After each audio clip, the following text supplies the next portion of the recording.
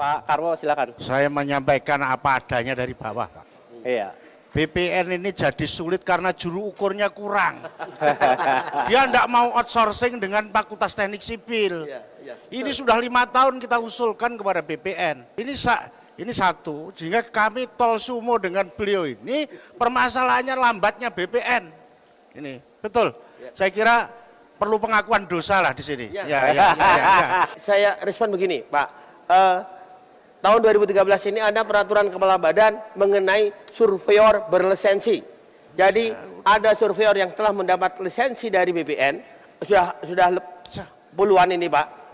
Pak yang wakili BPN, 15,6 juta hak tanah itu baru 6,3 yang dapat sertifikat. Itu 121 tahun belum selesai. Belum.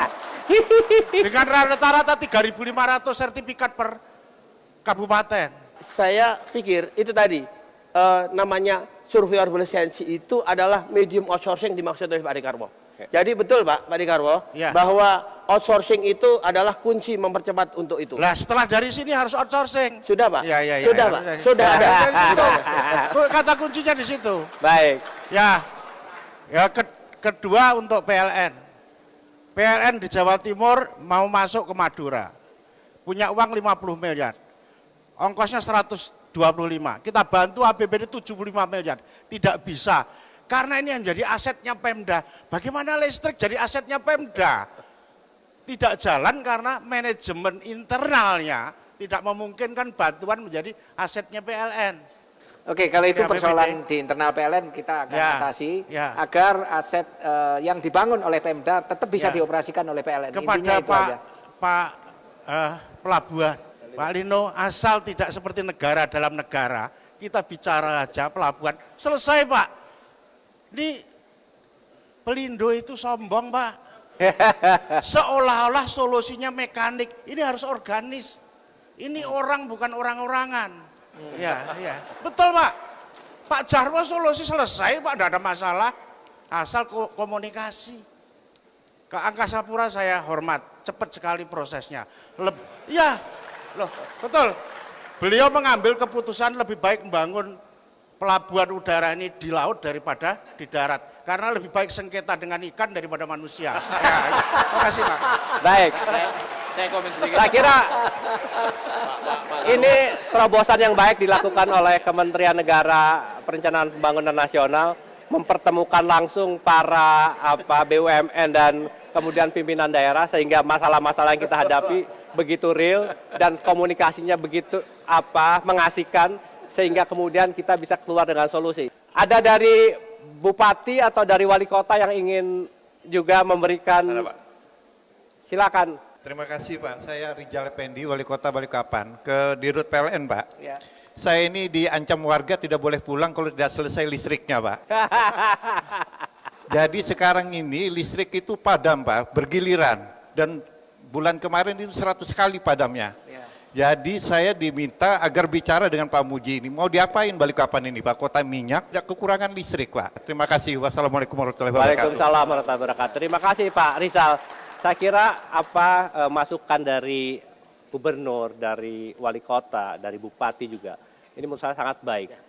Terakhir mungkin saya ingin minta kesempatan kepada Pak Budi dan masing-masing narasumber untuk menyampaikan apa hal-hal yang kemudian akan menjadi agenda kita yang betul-betul akan kita laksanakan ke depan untuk membuat Indonesia yang lebih baik. Saya mulai dari Pak Budi.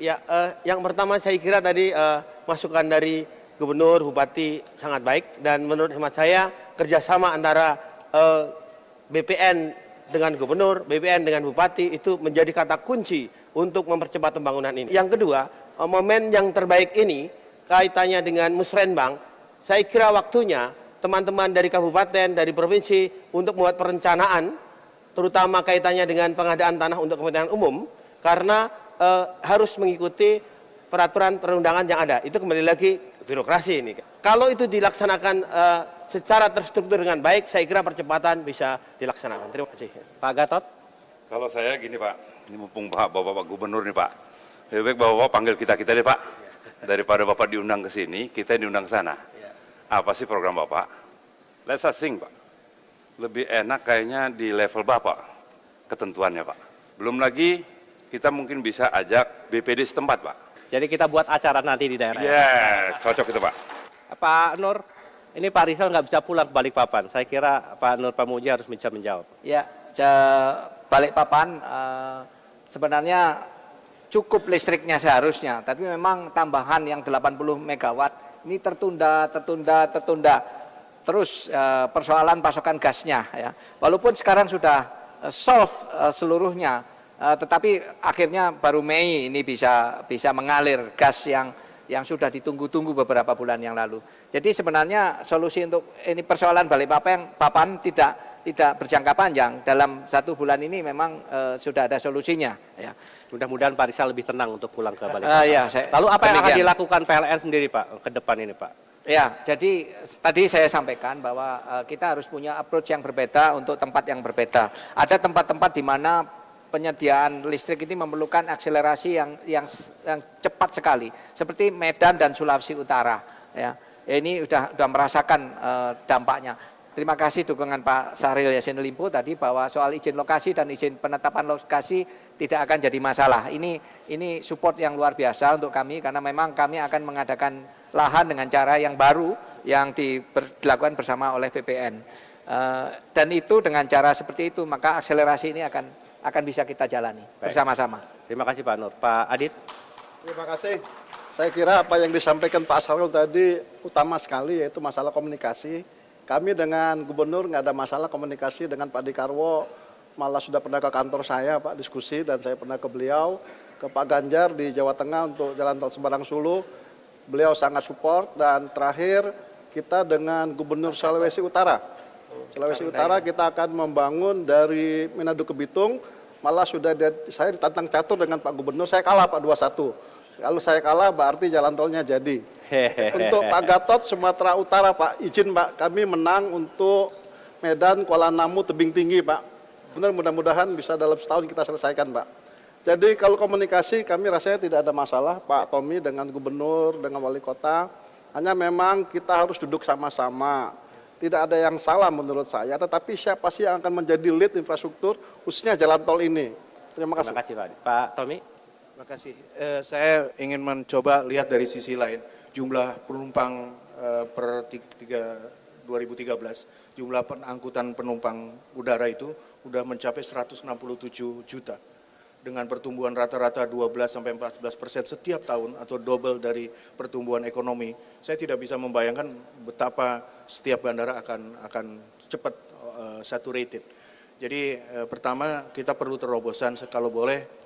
Kebetulan ada Bapak Menteri Perhubungan, kalau mungkin kita bisa lakukan relaksasi regulasi, di mana bandara-bandara tersebut juga bisa dimiliki oleh pemerintah daerah, selain oleh BUMN, itu akan bisa mengakselerasi.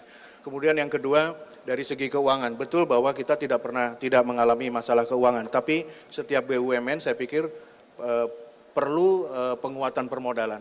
Jadi kalau rata-rata, kami ini serba sulit, di satu pihak kami dikejar dividen yang terus bertambah setiap tahun, tapi di lain sisi kita harus terus membangun. Kalau dividen kita rata-rata seluruh BUMN sekitar 50 triliun, barangkali tidak berarti dibanding dengan postur APBN kita. Yang 1.800 Yang 1.800 triliun. Kalau saja itu bisa di hold sebagai return earning 50%, kita katakanlah tersimpan di BUMN 25 triliun, niscaya kita bisa leverage sekitar 75 sampai 100 triliun. Untuk percepatan ya Untuk Pak percepatan dan dampaknya langsung. Terima kasih. Pak Lino?